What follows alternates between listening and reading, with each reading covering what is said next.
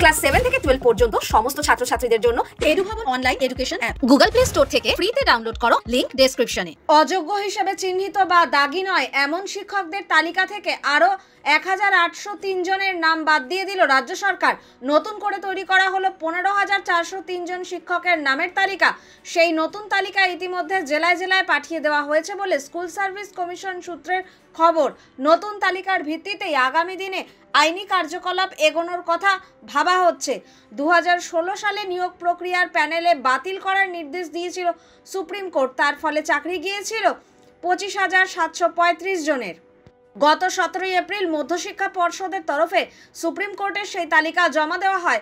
তাতে 17,206 জনকে দাগি নন বলে চিহ্নিত করা হয়। আপাতত তাদের স্কুলে যেতে দেওয়ার আর্জি জানায় পর্ষদ। আদালত সেই আবেদনে সাড়া দিয়ে জানিয়েছিল অযোগ্য নন এমন শিক্ষক শিক্ষিকারা 31 ডিসেম্বর পর্যন্ত স্কুলে যেতে পারবেন এবং বেতন পাবেন। ছাত্রছাত্রীদের পঠন পাঠনের সমস্যার কথা ভেবে এই নির্দেশ দিয়েছিল শীর্ষ আদালত। তবে চলতি বছরের মধ্যেই নতুন নিয়োগ প্রক্রিয়া সম্পন্ন করতেও বলা হয়েছে রাজ্যকে। কিন্তু 17,206 জনের মধ্যেও কিছু শিক্ষক শিক্ষিকাকে বাদ দেওয়া হয়েছে। তাদের ওএমআর শিট বা উত্তরপত্র সহ একাধিক বিষয়ে সমস্যা রয়েছে বলে জানতে পেরেছে পর্ষদ। 1803 জনকে বাদ দিয়ে নতুন করে তালিকা তৈরি করা হয়েছে। এই তালিকা মঙ্গলবার রাত থেকেই জেলায় জেলায় ডিআই দফতরে পাঠানো হয়েছে।